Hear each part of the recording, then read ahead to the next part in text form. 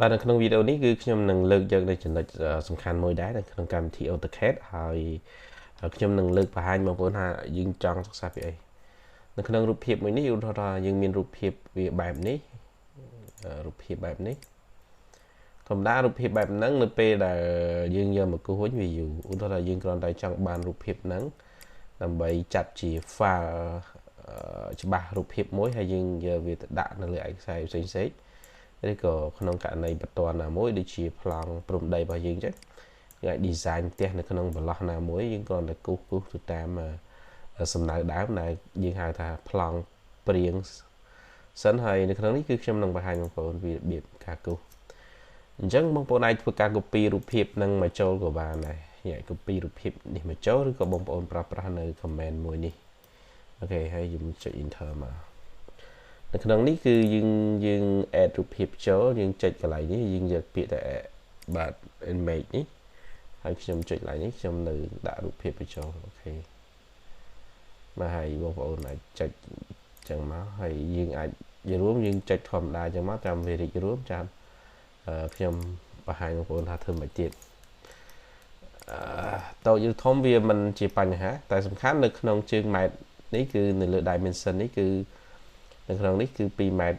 កន្លះ2800ហើយនេះគឺម៉ានគឺ1414ម៉ែត្រអញ្ចឹងខ្ញុំមិនដឹងថាតើຂະຫນាតហ្នឹងគេគូសត្រូវឬក៏ខុសអីទេគ្រាន់តែខ្ញុំធ្វើការគូសរូបភាពហ្នឹងឡើងវិញដែលខ្ញុំចង់បានគ្រាន់តែបានរូបភាពព្រាងនេះមួយទេក៏ប៉ុន្តែនៅក្នុងនេះគឺដំបូងគឺដើម្បីគូសបានទី1គឺខ្ញុំទាន់បង្ហាញបងប្អូនណាអូខេខ្ញុំអាចបិទ tool option សិនចោលសិនឧទាហរណ៍យើងត្រូវគូសបន្ទាត់មួយឧទាហរណ៍ខ្ញុំគូស line ខ្ញុំចង់ចាប់យើង zoom ឲ្យធំទេខ្ញុំចាប់ពីនេះមកនេះហើយខ្ញុំមិនដឹងថាវាខុសឬក៏ត្រូវយ៉ាងម៉េចទេហើយខ្ញុំ zoom ឲ្យធំខ្ញុំដាក់វាយត្រង់ចង់នេះអញ្ចឹងយើងចុច F8 ឲ្យវារត់ត្រង់ចុះអូខេអញ្ចឹងជាធម្មតាតម្លៃពីនេះមកនេះពេលដែលយើងចាប់អាហ្នឹងវាចេញពណ៌អីគេនេះវាចេញពណ៌សដោយសារ layer របស់យើងពណ៌សអញ្ចឹងខ្ញុំអាចបង្កើត layer មួយទៀតឬក៏ខ្ញុំដូរទៅលើវាដាក់ពណ៌ក្រហមមក copy គេចុះអូខេអញ្ចឹងនៅក្នុងនេះវាអាចរៀងអត់សូវនេះទេដោយសារគេដោយសារវានេះដោយសារវាពណ៌អក្សរនេះវាជះខ្លាំងជាងអូខេអញ្ចឹងនៅក្នុងនេះគឺខ្ញុំអាចដាក់វាដាក់ប្រាយវាយើងអាចដាក់ប្រាយវារៀងនេះទីបានដើម្បីកុំឲ្យវាច្បាស់ពេកប៉ុណ្ណឹងមកបន្តមកទៀតគឺខ្ញុំនឹងចាប់ dimension វាដោយសារនៅក្នុងនេះខ្ញុំបានកំណត់ខ្ញុំគ្រាន់តែចង់វាស់ថាតើពីនេះមកនេះវានេះ dimension នេះឬក៏ខ្ញុំ DLE មកខ្ញុំវាស់វាមកចាស់ខ្ញុំ space ខ្ញុំចុចលើវាខ្ញុំចាប់ទាញវាវាស់មកអានេះវារៀងពិបាកបន្តិចដោយសារខ្ញុំមើលឃើញខ្ញុំ select នៅលើវាខ្ញុំតាក់ទងខ្ញុំ isolate វាចោលខ្ញុំហាយវាចាក់ខ្ញុំមើលដល់ dimension វានេះនៅណាអូខេ dimension វាគឺប្រហែលគឺ4ម៉ែត្រជាង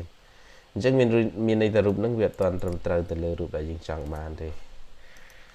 បាទយើងអាចចាប់វាបដោះអាសន្ននៅលើនេះសិនក៏បានទេចុចលើនេះមកខ្ញុំយកម៉ែត្រនេះមកវាស់អូខេក៏ដាក់លើវាមកបងប្អូនឃើញនេះគឺវាមានតម្លៃវាគឺ4.25 ម៉ែត្រអញ្ចឹងខ្ញុំសូវាវិញហើយខ្ញុំនឹងបង្ហាញបងប្អូនយើងធ្វើ scale យ៉ាងម៉េចនៅក្នុងតម្លៃនេះគឺខ្ញុំអាចបើកផ្ទាំង option control លេខ1ដើម្បី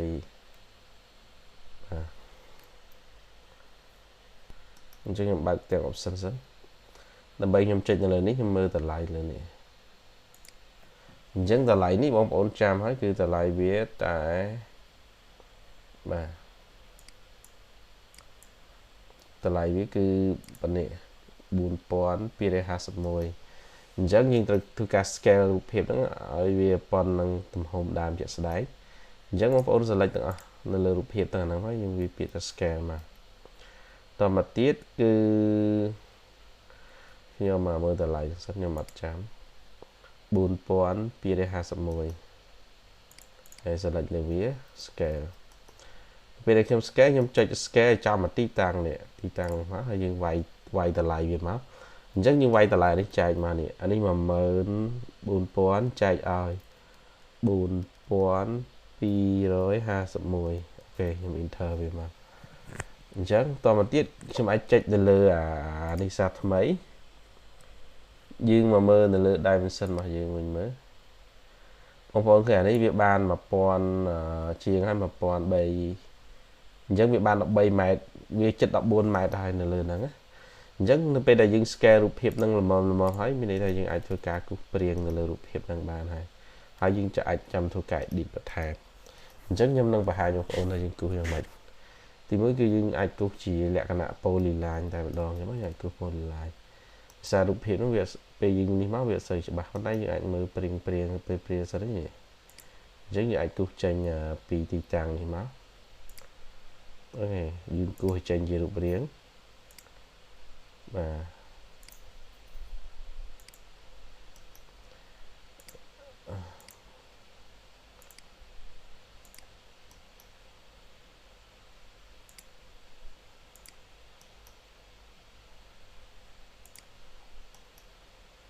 យើងអស់វាឲ្យត្រង់មកដាក់ឲ្យចប់នេះមកនេះនិយាយរួមអានេះវាបន្ថែមបន្ថយអីដោយសាររូបភាពហ្នឹង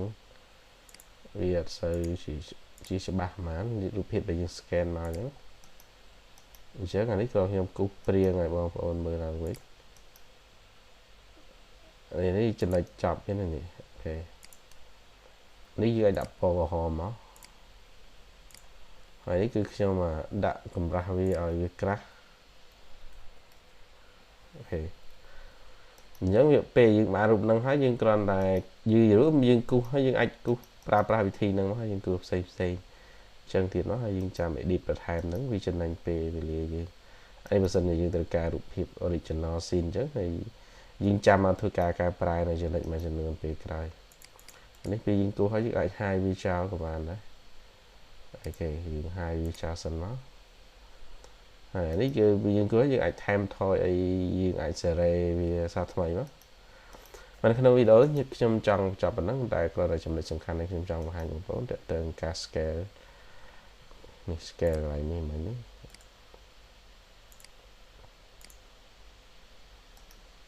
scale កន្លែងនេះយើងអាច scale ដោយប្រើវិធីខ្ញុំមកគឺ line មួយបញ្ឆោតចឹងមក